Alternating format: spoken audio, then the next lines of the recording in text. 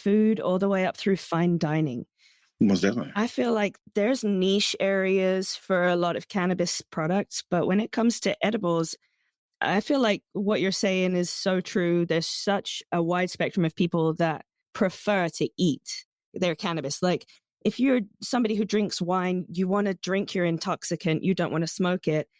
And you might want to sit and drink your intoxicant with a really nice meal, but instead of it being made from grapes, it's made from cannabis. Well, now they got these great, water soluble cannabis stuff to where you can actually, people that struggle with alcohol, now they can go places and drink their cannabis and not have to fight the urge and not drink anything. You get what I'm saying? Yeah, I mean, I feel like cannabis is better for you than cigarettes and alcohol.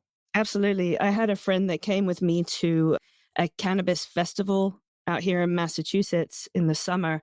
And there were some really great musical acts going on, and everybody was smoking, and there was a beer drinking tent as well. And he was like, kept looking at this beer tent, and I was like, I'm sorry, I didn't realize there'd be alcohol, man.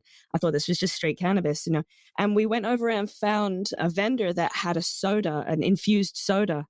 They didn't have the infused version there because they weren't allowed any cannabis on site, but he just like popped open it like a little soda and drank the can. And I don't know, maybe that mentally, it's almost like a placebo, but yeah, that's a really important point for a lot of folks that are dealing with alcoholism. Cannabis is a really nice alternative.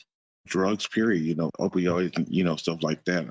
We feel that it's going to do far greater things than people know. And I just feel like, again, it has a bad stigmatism. So it's just going to take a lot of education and for people to come out and say, hey, I use it and I'm fine.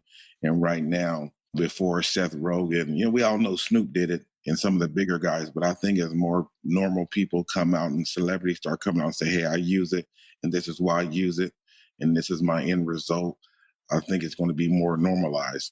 Yeah, for sure. Speaking of folks that normalize it, I know that you're a private chef for a lot of high-end folks and that you don't like to name drop, so I won't make you name drop, but maybe you can tell me like what certain people really enjoyed. Like, what was Julian Marley's favorite dish? Oh man, Julian's a riot. Julian likes anything vegetable, anything.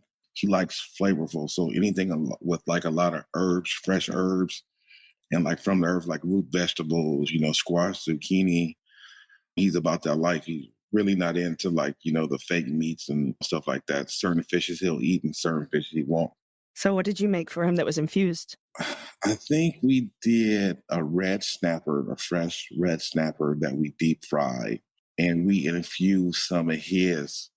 He has a brand called Juju Royale, and I manufacture that for his company. And I think we did like a cannabis-infused jerk olive oil, and we kind of just sprinkled that over the fish and, some of the vegetables and, him and his team and his band, just sat down and ate family style. Nice. That sounds so good. What's your favorite meal that you've ever prepared for anybody high end? Sometimes to me, it's about that person's vibe and not necessarily the food. There are celebrities that could probably never call me again, even though they thought the food was great and everything. But in my head, I'll say I'll never come back and deal with this person again. So again, to me, it's about the vibe the person gives off. The better the vibe, to me, the better the vibe is, the better the food is going to be. And Julian is probably my favorite, man, because he's just so loving. And it's like, it's never just about him. He's going to bring his whole team. And it's just real love in the room. Yeah, that's such a nice way to enjoy infused food together. No, most definitely.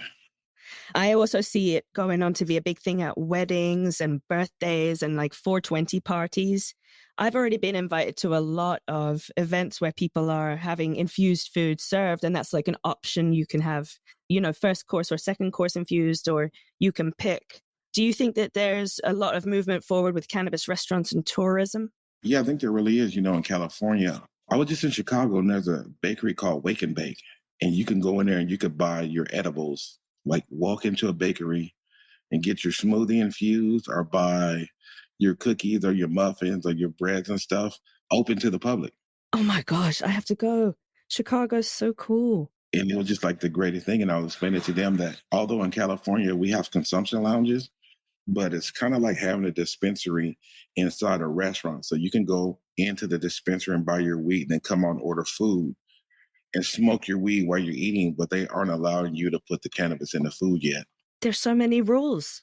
There's just so many rules about where and how we can consume a plant. It's so stringent. But there's so much room for movement in cannabis tourism. There's actually Different Leaf, the magazine, which comes out quarterly. One of our upcoming issues in 2022 is going to be about cannabis tourism. And there's so many chefs and restaurants and spas and places that they want to include CBD, not just because it's wellness and it's sort of a nice experience, but also because it will draw people from places that don't have access to those options. Would you ever open like a chain of these infusion restaurants? Yeah, I think when the law allows us to do that, I think it's something we're kind of already looking into. We just don't want to do it because it's a thing to do. We want to have a proven system that works and, have it all together versus being the first one to do it. Sometimes first isn't everything. Sometimes it's about doing it that's right and having a team of people that can deliver, on everything, if you know what I mean. Yeah, you need the right folks in place and the right production line, and you need to be working with the right products and flowers. And I think you're right. Being the first, it's fun, but they don't always last. They don't always last, right? So what is it that you offer to help people learn how they can infuse food at home? We're a lot of cooking classes. So we're launching a lot of cooking classes via Facebook, via Instagram, via the website. So, the best way to follow it or find out is probably going to the website and subscribing or following me on social media. And come January, we already have our plan laid out for the next 6 months from January to June. So, come January 1st, we're just going to be rolling out a bunch of content. Everything is educational. My main thing is I just want to educate the people, educate the people, educate the people. So whether you decide to do it or not, even if you're a chef, even if you decide not to do it, if you should have to do it, you know how and you understand it. You get what I'm saying? Yeah, try and incorporate it into your life somehow, right? Most definitely. What would you say for first-time cooks who just want to drop a couple of, drops of tincture in something? What would be the best and the easiest thing for them to start with? I think a tincture is probably the best way to do it, and maybe add it in at the end of the meal because you can't cook, the cannabinoids and burn the terpenes and all that stuff off if you don't really know your temperatures or knowing the right point to add the cannabis to the food. So some of the easiest ways is just adding drops at the end. And then I say, just dive into really, you have to know your product. You need to know at what temperature your product has been rated to, what temperature it's going to burn off and how high are you cooking the food that you're cooking, because you can put it in there and when it's done, you've cooked it all out. So this is a lot of, do's and don't, with anything. Everything has a burning point, and sometimes it's not about the oil. The olive oil might not be burning, but you can cook all the cannabinoids out before the olive oil burns. So it's just knowing the do's and don'ts. There's a lot to learn, yeah. Right, but not a lot to learn in a scary way either. You just kind of look at it from a science basis, if you know what I mean. It's just everything has burning points, and, there's a time to add something in and time not to add something in. I've been watching on Netflix this show about making stuff out of chocolate. Oh, yeah. Been watching that too. That's a real science. He's like, don't do it at 106 and don't do it at 108. It's got to be 107. Like, it's a real science to it.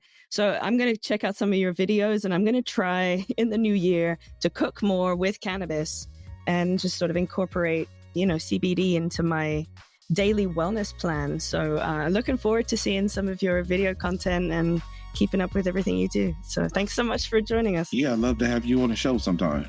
Oh, that'd be awesome. I'd love to come on the show. That'd be great. Thank you so much. Thanks to today's guest, Chef Matt Stockard. Be sure to check out his awesome line of cannabis-infused cooking products, his how-to videos, and his in-person cooking events at chefmattcooks.com.